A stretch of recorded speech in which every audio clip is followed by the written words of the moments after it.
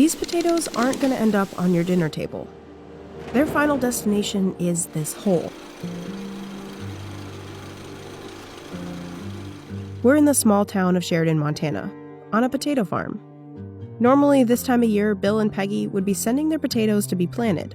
Instead, they're throwing away 700 tons. The potatoes have been awful good to us for a lot of years, but this year it just really turned sour.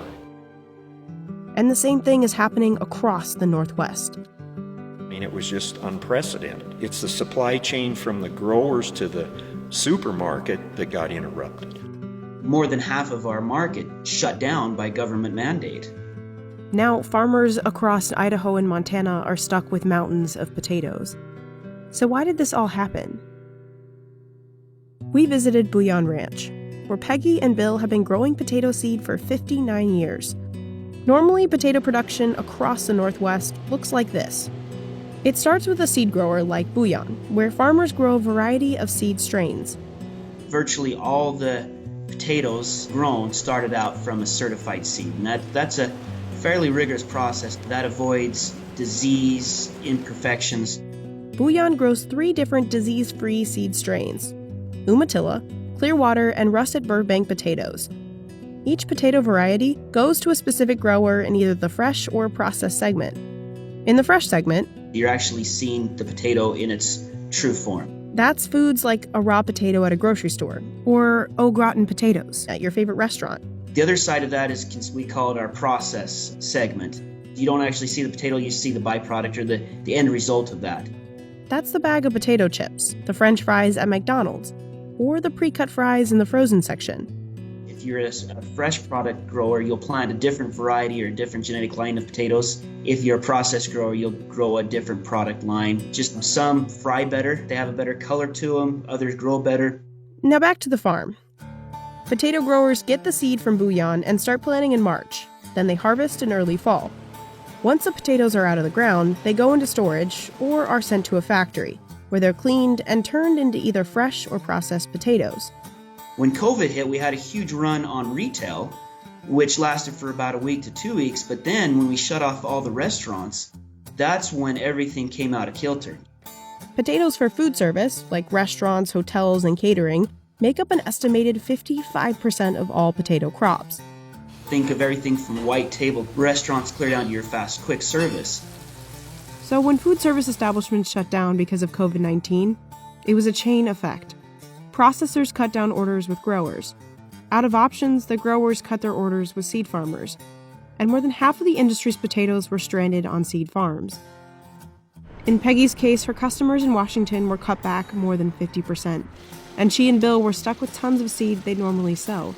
You can't take some of these facilities that are built directly for food service and then tomorrow flip a switch and make them able to sell into retail. You're asking a square peg in a round hole, I guess, is the best analogy I can come up with. The surplus potatoes also couldn't just be sent to grocery stores. Grocery stores or retails would have been bursting to the seams with potatoes if we redirected all that.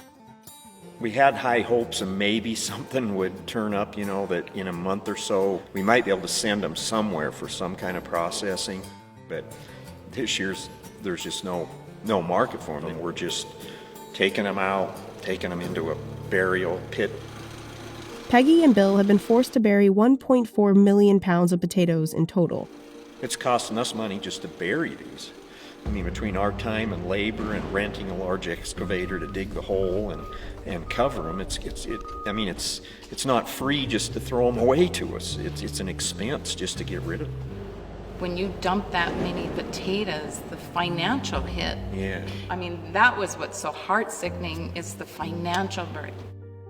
It takes a tremendous amount of capital to grow a crop of potatoes. Bankruptcies are starting to creep up. Before the pandemic, Zach estimates Idaho farmers were looking at a 15-year high in potato prices. Now they're facing a 20-year low. Zach says a 100-pound sack of potatoes went from costing about $12 a sack to $3 a sack, and a farmer needs it to cost at least $5 to break even. Peggy and Bill are facing $140,000 in losses. For farmers across Idaho and Montana, that number comes to $8 million. Some of these farmers are looking at red all over their balance sheet and there's no black to be seen. They'll be looking into increasing their lines of credit. They'll be needing to remortgage some of their property, just trying to free up more capital to try and survive for next year. When you put all your work and effort into growing them and the expense and the pride of what you grow, and then to just completely just throw it away and waste it. To save some of the potatoes from going to waste, Bouillon Ranch got creative. Peggy and Bill have given out roughly 75,000 pounds of potatoes to the surrounding community. She's organized 2 or 3 giveaway days, and we've had pickups from 100 miles away. People come and got potatoes. She's distributed them down on our street in town, just set up, and people stop, they give them a bag of potatoes. And just to try to get somebody benefit from them. Even though they're losing money on them, they'd rather see someone eat them than nothing happen at all. Farmers are also mashing up potatoes into a compost-like mixture to feed cattle next year. We've put them into this pile and mixed straw. Then we're going to put plastic over the top of it and let it get totally broke down by next fall. At that point, if everything is okay and the rations, then we'll start feeding the calves with them. It's money out of our pocket, trying to find another use of the spuds. But all of that effort barely made a dent in the number of stranded potatoes. Right now, it's like 200,000, roughly, in there with everything, I would say. It's pretty devastating, for a small operation for us. All in all, an estimated 1.5 billion pounds of potatoes are trapped in the supply chain across the U.S. If I was advising a year ago, not knowing what was going to happen, I wouldn't have told them to do anything differently than they did now. If we'd have anticipated COVID wrong and had a short crop, a very small crop, it would have been devastated to food hunger. We'd have had mass shortage of potatoes, and that would have been even worse. Luckily, Zach says all this food waste won't lead to a shortage next year. Farmers are still planting potatoes, just not as much. Going forward this year, I think the farmers are doing the right thing. We thought, let's plant what we do and take the risk.